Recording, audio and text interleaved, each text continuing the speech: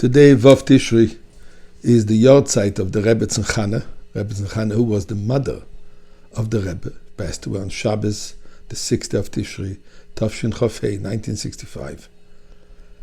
The Rebbetzin Chanah was the wife of the famous, illustrious Reb Leivik, who was one of the most prominent rabbis, Rabbonim, in Eastern Europe, who unfortunately paid with his life for his devotion and his commitment to spread and strengthen Yiddishkeit in the city, first of all, Dnepropetrovsk, and in general.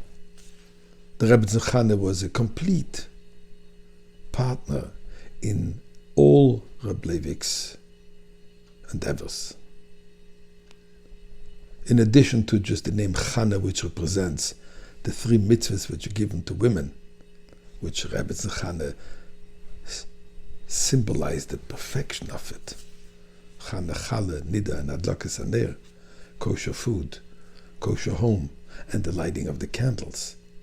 She did all these things with tremendous mesiras nefesh, with selfless devotion and total self-sacrifice.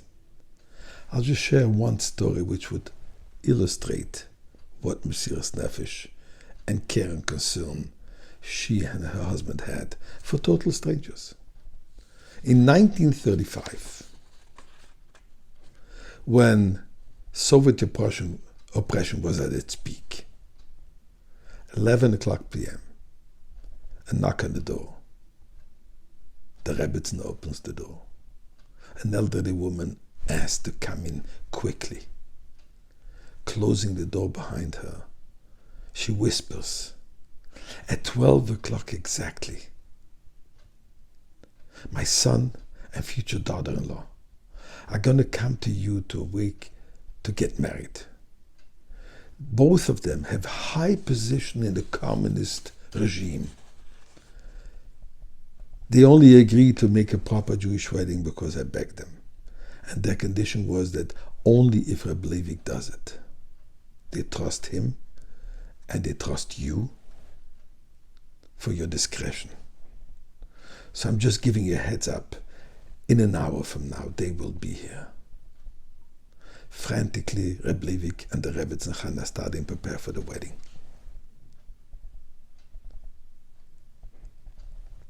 A few minutes before 12, this young couple arrived, whisked in a side room.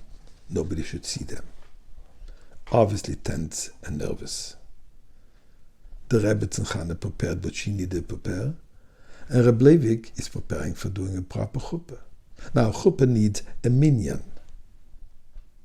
So he somehow succeeded to gather 9 people. He needed 10. The hour is moving forward. The Chas and Kala are nervous.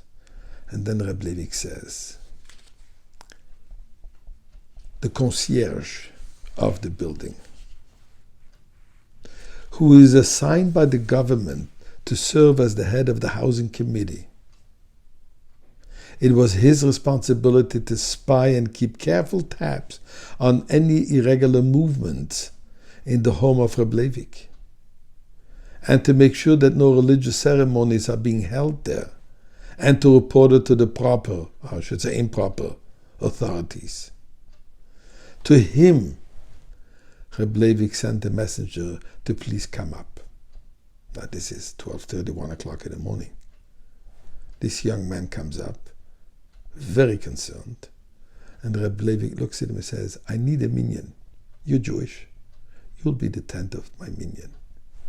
He nearly jumped out of his skin. "Me? You know very well who I represent." "Yes, I know, but I still need you. You're Jewish."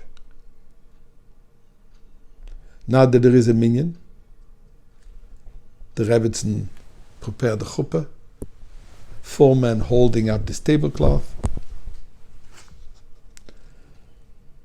The chasna and the kala, that usually it is the kala that comes with a veiled face. In this case, both of them came in veiled because they were afraid to be recognized. And the proper chuppah was conducted. The only thing that was missing was the actual candles, because the Chas and Kala was afraid of being seen. But the place was filled with light of Kedusha. And indeed, the Chassan said, placing the ring on the finger of the bride, Hareat Mekudeshesli, you are sanctified to me. Not only was she sanctified, but the whole environment was sanctified. And indeed, Rebbetzin Chanah was Mekudeshet Li. She was holy, sanctified Li to God. Her entire life, to the last moment, was all about Kedusha, was all about holiness, was all about godliness. There was nothing there in her, me. It was only Ariat Mekudeshes Li for God. May she be a good better, as we say, and get us the Gola now.